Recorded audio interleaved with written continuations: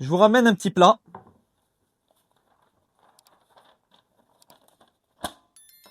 Voilà. Voilà ce qu'on est. Voilà ce qu'on est toute l'année. Une bande de nuls. Une bande de nuls. Une bande de schlag qui avait en face d'eux un FC Barcelone sans Yamal, sans Rafinha titulaire, sans beaucoup de monde. Bande de nuls. Voilà, bande de nuls. Qu'est-ce qu'une saison blanche? Bah, blanche comme la feuille. Quelle bande de nuls. Qu'est-ce qu'une saison blanche? Hein? Vous voulez qu'on joue, on commence à jouer avec ça? Je sais pas si un journaliste posera la question à Mbappé suite à cela, mais je sais pas comment il va savoir répondre. Là, on est en plein dedans, une bonne saison blanche. Victoire du FC Barcelone 2-0 dans ce classico. Le Barça est champion d'Espagne. Tout d'abord, avant de commencer cette vidéo, évidemment, hommage, voilà, condoléances à Hansi Flick qui a perdu son papa. Voilà, il y a des choses bien plus importantes que le football dans la vie, donc voilà. Un moment assez compliqué pour lui. Il a quand même tenu à mener et être là pour ce classico. Chapeau à lui, malgré ces moments difficiles. Voilà. Maintenant, on va parler de ces vermines. Défaite de 0 dans un classico qui a été totalement dominé par le Barça. Totalement dominé. La première mi-temps, ils nous ont écrasés. Les 20 premières minutes, quand j'ai vu les deux buts, je me suis dit, mais ils vont nous en claquer 4. Déjà, là, je me dis une chose, je me dis, heureusement. Mais pas heureusement, non. Il fallait. C'est ça que je comprends pas. Pourquoi Barcelone ne nous a pas mis un 3-4-5-0? Il méritait d'en claquer autant. Pour justement recadrer ses dirigeants et recadrer cette équipe de merde. Cette équipe de... Franchement, je sais même pas comment les qualifier. Je sais même pas comment les qualifier. T'as Pérez, toute l'année. Le mec, il est là. Hein. Voilà, on va pas faire grand chose cet été. Voilà, on a gagné la Ligue des Champions en 2022. On a gagné la Ligue des Champions en 2024. On a 15 Ligues des Champions comme Vinicius sur le terrain qui est là devant les supporters. Il se croit marin. On a 15. Mais frérot, tu es nul à chier. T'es sur le terrain, tu pues. Tu pues, tu sais même pas dribbler qui était ta qualité première. Tu pues. Tu es nul. Nul, nul. Zéro pointé Vinicius sur ce match. Zéro pointé. Zéro pointé. Très bon match de Rashford d'ailleurs, il faut parler de son match. Hein. Le coup franc qui te claque. Exceptionnel. Exceptionnel. Exceptionnel coup franc de Marcus Rashford. J'ai cru voir Ronaldinho sur le terrain. J'ai cru voir vraiment Ronaldinho tirer ce coup franc. Un coup franc pleine lucarne face à Thibaut Courtois. Il a fait un très bon match, Rashford. Hein. Un match où il est très très très mobile, où il n'hésite pas à se proposer. Il peut manquer parfois de la finition devant les cages, et c'est ça la chose que je me dis. Le mec, il est plus fort en dehors de surface que dans la surface. Il a plus de chances de claquer un but, je sais pas, un but à 30 mètres qu'un but à 5 mètres. C'est ça, Marcus Rashford. Très bon classico de sa part. Très très bon. Et le Ferran Torres. Beaucoup de personnes de ma communauté qui le traitaient de tocard et tout.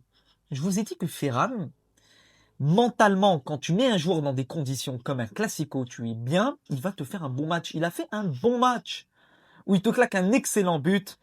Où t'as un Rudiger qui pue la merde. Waouh, waouh, waouh, waouh, waouh, waouh. Qu'est-ce que ça pue. Oh, mais l'équipe du Real, attendez. La défense. Fran, Rudiger, Raúl Asensio.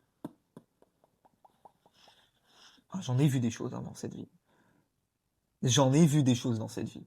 Quelle défense.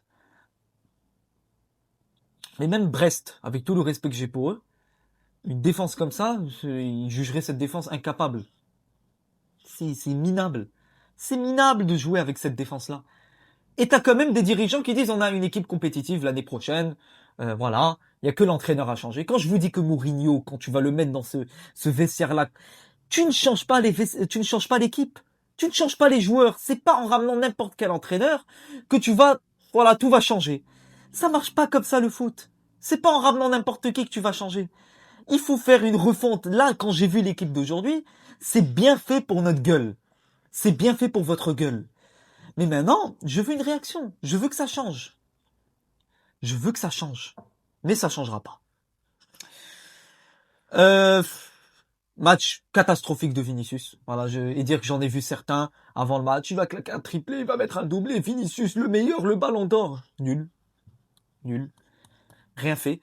Les deux seuls joueurs que j'ai bien appréciés dans ce match côté Madrid, t'as Brahim, et je ne comprends pas Alvaro Arbeloa qui le fait sortir comme ça. Il le fait sortir.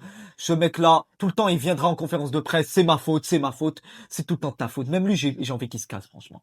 Qu'il se casse, qu'il arrête de nous faire chier. Le mec en conférence de presse, il vient et te dit, Tchouaméni Valverde, comportement exemplaire, il représente bien le Real. C'est de ma faute, hein, ce qui s'est passé dans le vestiaire et tout ce qui se passe.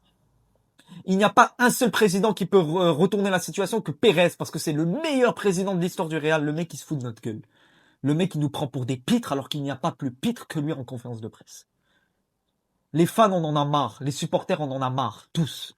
La planète Real Madrid, on en a marre. Courtois, que j'ai pas trouvé mauvais, pas trouvé bon. Je l'ai trouvé parfois assez fébrile, fragile à certains moments, où il relâchait pas mal de ballons qu'il n'a pas l'habitude de relâcher. Maintenant, j'ai envie de féliciter le Barça. Voilà, j'ai envie de féliciter le Barça, la commu Barça qui nous suit sur cette chaîne. Bravo à vous pour votre 29e Liga, il me semble, au Camp Nou. Je pense que vous allez viser les 100 points, parce qu'il reste 3 matchs. Ils sont capables de chercher les 100 points, ce qui est quand même quelque chose d'assez important. Hein. Tu montes ta régularité. Et il y a un joueur que j'ai envie de mettre en valeur dans ce match, encore une fois, c'est Fermin. Fermin, je l'ai trouvé plein d'énergie sur son côté. Exceptionnel Fermin. Voilà. Le mec, il était là, à gagner des ballons, à tacler quand il le faut. Il était très très bon sur son côté. Également Cancelo, qui permutait parfois avec Fermin sa position. Et c'est là où j'ai compris que Flick, en fait, il a bien compris ce que veulent les fans, d'avoir un Cancelo parfois plus haut, qui peut apporter justement cette plus-value en tant qu'ailier. Cancelo est un ailier. Cancelo, il a le jeu d'ailier. Et Cancelo, en tant qu'ailier, peut apporter énormément. Et je l'avais dit à plusieurs reprises dans mes précédentes vidéos Barça, j'ai dit que Cancelo, quand il sera replacé ailier, vous allez voir ce qu'il pourra donner. Parce qu'il a vraiment les qualités de percussion, d'énergie, d'intelligence de jeu, de vision d'un ailier. Il peut le faire. Pedri. Est-ce que vous avez vu l'apport de Pedri, les gars? Est-ce que vous avez vu le comportement de Pedri dans ce match? Est-ce que vous avez vu la manière avec laquelle il prend le ballon et il ne le perd pas? Ça sert à rien de le presser. Le mec, il saura, personne ne saura récupérer ce ballon face à un Pedri. Et si Pedri n'est pas bon, le Barça n'est pas bon. Ce n'est pas une dépendance qui est mauvaise, c'est une dépendance positive parce que quand Pedri est bon, le Barça dépend de Pedri. Ce qui veut dire que si le Barça a un très bon Pedri, automatiquement toute l'équipe sera bonne parce que c'est lui qui va distribuer les ballons comme il le faut. C'est lui. Et quand il est bien accompagné d'un joueur bien physique comme Gavi, il y a un équilibre au milieu. Il y a un joueur pour récupérer, il y a un joueur pour circuler et pour avoir cette vision, cette vista. La vista de Pedri, elle est trop forte. Magnifique vista. Terrible. Défensivement, le Barça que j'ai trouvé bon, très bon même, avec très bon Eric Garcia. J'ai trouvé une bonne manière d'anticiper, un bon sens de l'anticipation. En première mi-temps, sur les premières minutes où tu avais quelques occasions du Real, voilà, 2-3 occasions, je vous rassure, il n'y a pas eu grand-chose dans ce match côté Madrid, où tu as Eric Garcia qui n'hésitait pas à être là dans l'anticipation des passes, il a été très bon. Donc voilà, je suis revenu sur Rashford, sur Fermin. Côté Madrid, le début de match du Real, il y a beaucoup de gens qui vont venir me dire, oui, mais le Real a mieux joué que Mbappé. Tu perds. Alors oui, je vois c'était quoi la tactique du Real en première mi-temps. C'était de trouver Gonzalo Garcia en tant que pivot pour justement trouver un Brahim sur le côté ou un Vinicius. Vinicius qui n'a servi à rien, pour rappel, sur ce match. D'ailleurs, je ne comprends pas les changements d'Arbeloa. Tu fais sortir Brahim alors que c'est le meilleur sur le terrain et tu laisses Vinicius sur le terrain. Tu le laisses alors que tu fais sortir Brahim, qui est le meilleur. Il a fait la même chose face au Bayern. Il avait fait la même chose. Le mec n'a pas ce sens du changement. Le mec ne sait pas faire des changements comme il le faut. Les changements tuent l'équipe. Les changements tuent l'équipe. Et c'est le statut, malheureusement. On est dans une institution qui se base que sur les statuts, qui se base que sur les noms, que sur la star, la starlette, Vini, Mbappé, Bellingham. Mais quand tu as des joueurs qui méritent d'être sur le terrain, ah non, on préfère avoir du Vini, du Bellingham sur le terrain parce que ça fait vendre du rêve. Hein. Voilà le rêve. Une saison blanche. On va parler de ça tout de suite. Saison blanche pour le Real. C'est bien fait pour notre gueule. Deuxième saison que je considère comme blanche, parce que même pour moi, la saison passée, c'est une saison blanche. Hein.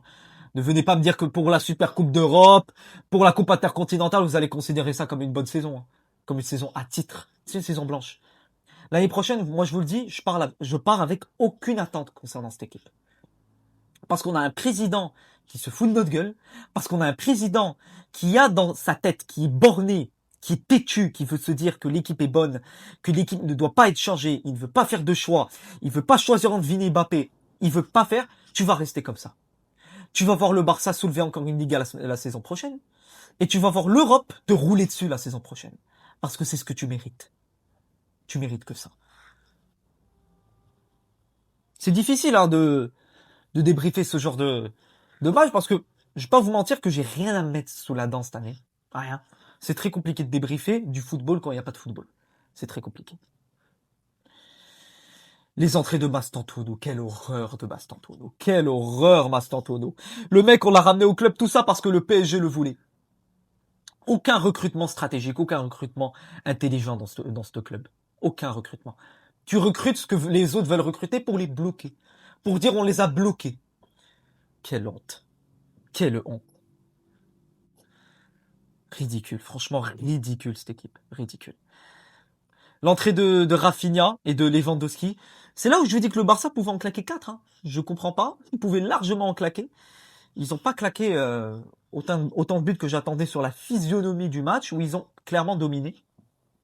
Mais c'est une Liga pour eux. Voilà. Maintenant, j'ai envie de dire une chose sur cette fin de vidéo. C'est tous les fans du Real Madrid.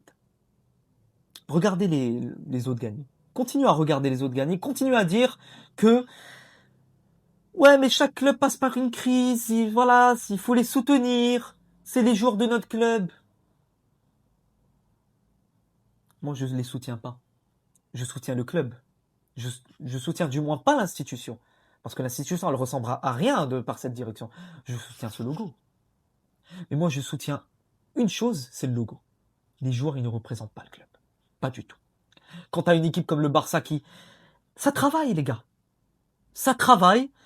Saison après saison, ça s'améliore. La saison prochaine, ils vont partir avec des confirmations, des petits manques, des doutes.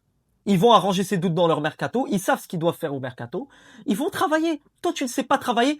Tu ne sais même pas les manques que tu as parce que tu n'as rien réussi à faire cette année. Donc, tu sais même pas où sont tes manques, où sont tes réussites. Le Barça a pris une Liga, une Super Coupe d'Espagne, a fait un quart de Ligue des Champions. Ils ont des problèmes défensifs, des problèmes en numéro 9. Ils savent très bien ce qu'ils doivent chercher au mercato. Toi, tu ne sais rien.